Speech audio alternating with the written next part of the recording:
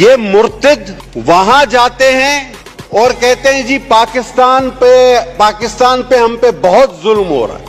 ہزاروں ویڈیوز، سینکڑوں ویڈیوز آپ سب نے دیکھی. اور مغرب چونکہ اسلام کے بارے میں جانتا نہیں تو وہ یہ کہتا ہے کہ بھائی آپ لوگ ان کو مسلمان کیوں نہیں مانتے. مسلمان، میں نے اس سے پہلے کچھ دنوں پہلے ایک ہاؤس میں ایک ذکر کیا تھا، بعد میں پتہ چلا کہ ان جج صاحب نے اپنی تصحیح کر لی تھی.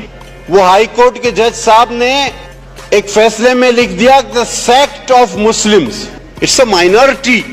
اب سب اصل بات کی طرف ہم آج یہ پیغام اس ہاؤس سے مغرب کے ان دانشوروں کو، ان انسانی حقوق کے علمبرداروں کو، ان جھوٹے قصے خوانوں کو، ان انسانیت کے جھوٹے نعرے بلند کرنے والوں کو لاؤڈ اینڈ کلیئر یہ پارلیمنٹ آج یہ میسج دینا چاہتی ہے کہ بھائی ظلم ہم نہیں کر رہے، حملہ تو ہم پر ہو رہا ہے. ہم سے پوچھا گیا کہ بھئی آپ انہیں مسلمان کیوں تسلیم نہیں کرتے. ہم نے کہا بھائی بات سنو، یہودی حضرت موسیٰ کو مانتے ہیں، تورات کو مانتے ہیں، وہ یہودی ہیں ٹھیک ہے، لیکن اگر وہ ساتھ ساتھ حضرت عیسیٰ کو بھی ماننا شروع کر دیں تو کیا وہ یہودی رہیں گے؟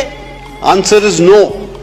اسی طرح عیسائی حضرت عیسیٰ کو مانتے ہیں، انجیل کو مانتے ہیں، وہ عیسائی ہیں ٹھیک ہے، لیکن اگر وہ ساتھ ساتھ کسی اور نبی کو بھی ماننا شروع کر دیں تو کیا وہ عیسائی رہیں گے؟ The answer is no.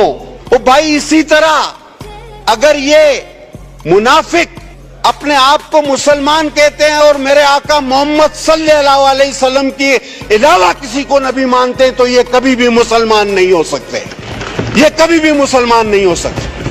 یہ تو ہم پر حملہ ہے. یہ ہمارا ٹائٹل استعمال کرتے ہیں کروڑوں میں سے 2 4 5 الگ لوگ ہو کر، اور مغرب سے کہو کہ تم انہیں سیاسی پناہیں دو، انسانی حقوق کے پرچم بلند کرو. ایک سی ڈی کی کاپی رائٹ ہو جاتی ہے کسی فلم کی تو قانون لاگو ہو جاتا ہے. کاپی رائٹ کو بہت بڑا جرم بنا کے پیش کیا جاتا ہے. آج یہ منافق اپنے آپ کو مسلمان کہتے ہیں، اپنی تحریف شدہ کتاب کو میرا قرآن کہتے ہیں، لیکن ان کو یہ کاپی رائٹ نظر نہیں آتا. ان کی آنکھوں پر پٹی بندھی ہوئی ہے. یہ لاؤڈ اینڈ کلیئر میسج ہماری طرف سے جانا چاہیے. اس مقدس ایوان نے عظیم فیصلے جو کیے ان میں سے یہ ایک عظیم ترین فیصلہ ہے، اور یہ ہمیشہ کے لیے ایک مہر ہے. میں سمجھتا ہوں جب تک ایک بھی مسلمان باقی ہے، ایک بھی کلمہ گو باقی ہے، ہرگز نہیں ہماری لاشوں پر سے یہ کام کبھی بھی نہ ڈسکس میں لائے. میں تو ہمیشہ کہتا ہوں اس کو آپ ڈسکس میں ہی نہ لائیں. یہ ختم شدہ چیپٹر ہے، یہ کلوز ہے، اس پر مہر لگ چکی ہے. ایک سوال کہ یہ مرتد، آپ کو شاید پتا نہ ہو، میں ایک بات شاید اگر جن لوگوں کو پتا نہ ہو میں ایک بات کا ان کے علم میں اضافہ کروں کہ یہ اپنی ان کتابوں کا یہ مرتد جو اپنے آپ کو پتا نہیں کیا کہتا ہے، میں تو وہ لفظ بھی استعمال نہیں کرتا، یہ انگریزی میں ترجمہ نہیں کراتا. ادری صاحب پتا ہے آپ کیوں؟ بہت کم لوگوں کو پتا ہے کہ یہ اپنی جو اس کی مرزا مرتد کی لکھی ہوئی کتابیں ہیں اس کا انگریزی میں ترجمہ نہیں کراتے، کیونکہ نعوذ باللہ نعوذ باللہ نعوذ باللہ میں دوہرا نہیں سکتا جو اس مرتد نے ان کتابوں میں دیگر انبیاء اور شہدائے کربلا جن کے اب مزارات پہ میں آغا صاحب اور شگفتہ حاضری دینے گئے، وہ شہزادے جنت کے جن کے لیے حضور صلی اللہ علیہ وسلم اپنے سجدے طویل کر دیتے تھے، تو وہاں بھی کچھ لوگ کہنے لگے کہ پتہ نہیں آپ کس فرقے سے ہو، اس فرقے سے ہو. فتوے نہ دیں، لیکن میں چاہتا ہوں ایسا ماحول بھی پیدا نہ کریں کہ ہم مسلمانوں کی سب سے بڑی دولت ہمارا ایمان اور آقا نامدار خاتم النبیین پر ایمان ہے. وہ خاتم النبیین ہے حضرت محمد مصطفیٰ صلی اللہ علیہ وسلم. آخری نبی تھے، ہیں اور رہیں گے جب تک بھی ایک مسلمان باقی ہے، اس کی سانس میں سانس باقی ہے. نہ اس مسئلے کو چھیڑا جائے، نہ اس موضوع کو چھیڑا جائے. اگر پھر خون خرابہ ہوا، لا منسٹر صاحب آپ نے بہت اچھی بات کی، لیکن ساتھ ساتھ ان ججوں کو بتائیں کہ یہ فتنہ تم پیدا کر رہے ہو، ایسے فیصلے دے کے ہم نہیں.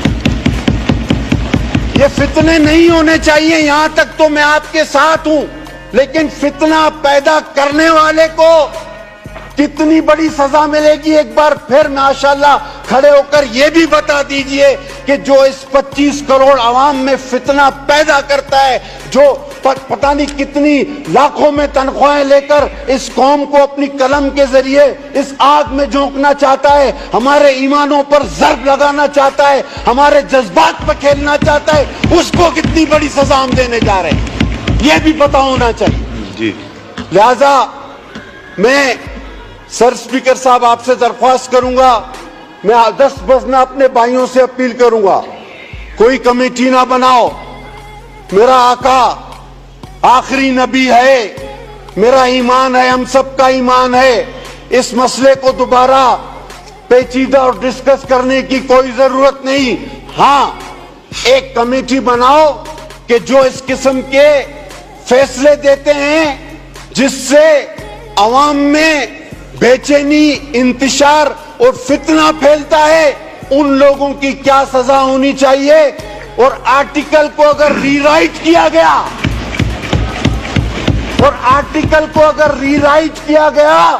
تو کیا وہ آرٹیکل 6 کے زمرے میں آتا ہے یا نہیں آتا یہ بھی بتایا جائے.